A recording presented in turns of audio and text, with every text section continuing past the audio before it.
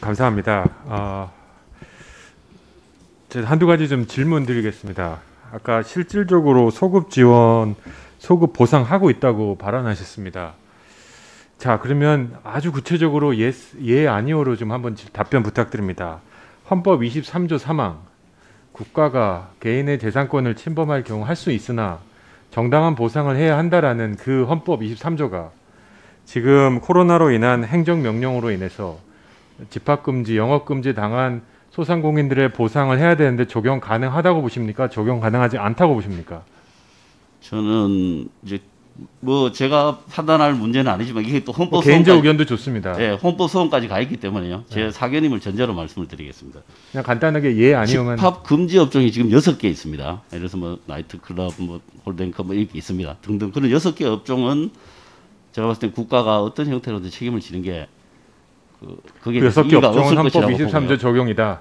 이의가 없을 것이라고 보고요. 네. 그다음에 집합 제한 업종 같은 경우에는 그 업종에 따라서 상당히 변화가 많이 있을 것 같습니다. 예를 들어서 영업 제한을 받았음에도 불구하고 그럼 집합 제한은 재산권 침해가 아니다라고 말씀하시는 아니 겁니까? 그렇게 이야기할 수가 없죠. 네. 그렇게 이야기할 수 없는 게 정도의 차이는 있겠지만 그렇죠. 그러니까 정도의 차이는 있겠지만 이 손실 보상에 대한 판례들을 보면 네. 사회적으로 인내해야 될 정도의 감내해야 될 정도의 손해이냐 아니냐라고 하는 이런 법리들을 이제 꺼내서 이야기를 하고 있지 않습니까?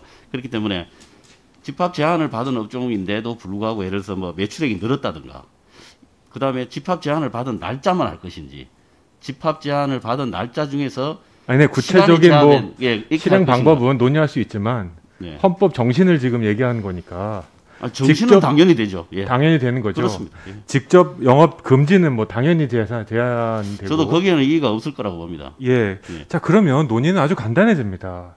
이건 정부가 부채를 지는 겁니다. 국민 여러분들에게 이해를 부탁하고 입장을 이해해달라는 거는 마치 사람이 누구에게 상해를 입혔는데 내가 웬만큼 도와줄 텐데 나에게 그런 책임이 있다고 공식적인 부채가 있다고 얘기하지 말자라고 하는 거하고 저는 비슷하게 들립니다. 자, 거기에 대해서 반론이 있습니다. 제가 좀 몇 가지 예, 말씀드리고 예. 반론하시면 좋겠습니다. 네. 자, 이제 정리를 해나가면 이 코로나로 인한 행정명령이 헌법 23조에 해당된다. 하나는 직접적으로 6개 업종은 나머지는 간접적으로 적용된다라고 동의하셨습니다. 자, 그럼 이게 어떻게 이 배상을 해야 되는지 정당한 보상이라고 되어 있습니다. 헌법에는. 자, 물론 이제 현실적으로 저도 재정 여건, 형평성 등등 고려해야 된다고 저는 인정합니다. 다만 정부가 지금까지 해온 것을 소급 보상을 했다라고 얘기하시고 앞으로 이 법을 만드는데 너무 기계적으로 적용하면 보상하는 영역에 있어서 문제가 생길 수 있다고 말씀하시는 것이 헌법 23조를 제대로 적용하는 것인가에 대한 심각한 질문이 있습니다. 네. 두 번째 제가 질문 드리고 싶은 건 예측하기 어려울 수 있습니다. 저는 100%의 예측력이 필요하다고 생각하지 않습니다. 지금 코로나 같은 상황은 비상 상황입니다. 비상경제 시대에는 정확성이 필요한 게 아니라 신속성이 필요한 겁니다. 신속하게 정책을 집행해서 지금 작년 3개월 동안, 올 3개월 동안 고용에서 일자리를 잃어버리신 분이 30만입니다. 대부분 자영업자분들이신데 이 신속성의 문제 때문에 지금 이 30만의 일자리가 잃어버린 이런 신속성의 문제가 더 중요하지 정확성이 지금 중요하지 않다라고 저는 생각을 합니다. 그래서 제가 질문 드리고 싶은 것은 그 소급 적용 좀 기계적으로 하여튼 우리가 얘기하는 그 소급 적용을 제외하고 앞으로 이런 일이 발생하면 국가가 어떻게 보상할지에 대한 원칙을 세우는 차원에서의 손실 보상 논의에 정부는 반대가 없으시죠? 그 부분은 오히려 정부가 먼저 제안을 한 것이죠. 그렇죠. 예. 그러니까 정부, 집권 여당, 국민의힘, 정의당, 시대전환 다 반대가 없습니다. 시작하면 되겠습니다. 저는 이제부터는 그 어떤 논의에 조건을 거는 당과 국회의원은 이거에 대해서 반대하는 사람이라고 규정해야 된다고 생각합니다. 이 논의를 하기 위해서 어떤 조건도 걸수 안 되고 이 논의를 위해서는 어떤 가정도 세워서는 안 된다라고 저는 생각합니다. 두 번째는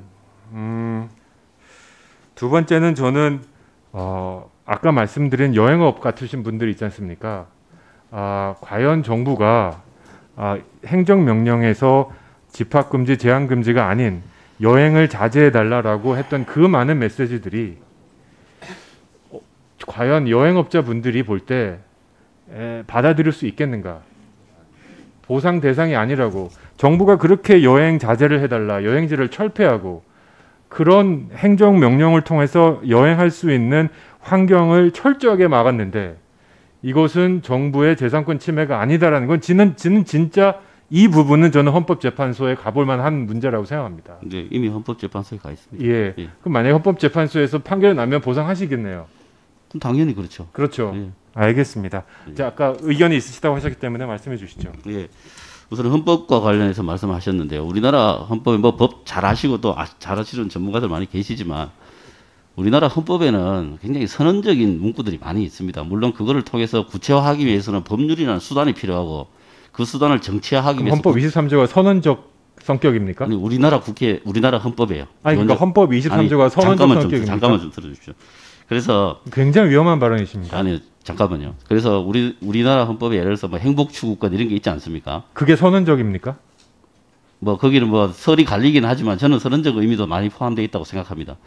그래서 선언적 의미는 실천 안 해도 그러니까 이게 정부가 법률이- 책임이 없는 건데요. 그러니까 법률이 없으면 네. 구체적으로 그런 권리를 보장해 줄 수 있는 방식이 모호하지 않습니까? 그럼 국회의원은 헌법을 수호해야 되는데 선언적 헌법은 수호하지 않아도 됩니까? 네, 그러니까 이제 코로나가 났을 때 그런 것을 손실보상의 방식으로 해줄 수 있는 법제를 우리나라가 가지고 있지 않았지 않습니까? 없었잖아요. 네. 예, 그는 우리나라뿐만 아니라 전 세계가 없었습니다. 그래서 의원님이 말씀하신 대로 신속하게 지원하는 게 굉장히 중요한 과제였단 말이죠. 그래서 그러다 보니까 지원의 방식을 선택한 거 아닙니까? 지금 예를 들어서 지금도 근데 실질은 소급 보송이었다고 첫 번째 말씀하시지 않습니까? 소급한 것이죠. 그러면 그러니까 보상이란 말은 제가 법률적으로는 정확하지 않지만 흔히 쓰기 때문에 쓰는 말이라고 제가 말씀을 드렸죠. 그래서 사실은 재난지원금이었죠. 재난지원인데 지금 이제 섞어서 쓰니까 제가 한번 그렇게 쓴 겁니다. 서로 편하게. 그리고 그래서 오히려 지금이라도 신속하게 지원해야 될 필요가 있다면 그 돈의 법률적 정의를 가지고 이야기하면 저는 진짜 이게 느려진다고 생각하거든요. 지원이. 그래서 신속하게 하고 그리고 그 지원금 뭐 혹은 나중에 보상금으로 전환될 수도 있겠지만 그런 내용들에 대해서 나중에 정의해도 저는 늦지 않다고 생각합니다. 예, 동의하시죠? 법률이 필요 없이 신속한 보상을 하는데 장애물이 있습니까? 그거 제일 큰 장애물은 뭐 재원이죠. 돈이 없다는 거고 기재부의 논리지 않습니까? 뭐, 예, 뭐 논리도 있고 또 실질적으로 그런 면도 있고요. 그런 뭐 두 개 다 있다고 생각합니다. 하고 싶은데 사실 못하는 이유는 돈이 없어서라는 거죠. 그거는 다 똑같지 않겠습니까? 그건 다 똑같지 않겠습니까? 재원이 풍부하면 뭐 얼마든지 더 드리고 하겠죠. 그거를 반대할 정부나 정치인이 누가 있겠습니까? 그다음에 여행 자제 문제. 동의하십니까?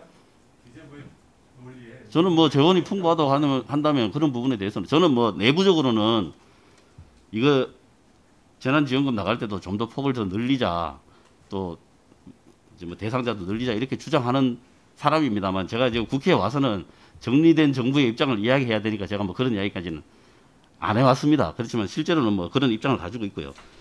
그다음에 여행 자제 문제 말씀하신 거 저는 이 여행 자제 문제 같은 게 여행업을 하시는 분들, 숙박업을 하시는 분들 입장에서는 굉장히 고통스러운 일이겠지만 이게 이제 법적으로 가게 되면 그러니까 이렇게 해서 많이 매출액이 떨어졌으니 정부에서 이러이러한 조치로서 지원을 해드리겠다고 결정을 하면은 간편하고 쉽고 금액도 상당히 현실적으로 할 수 있지 않겠습니까?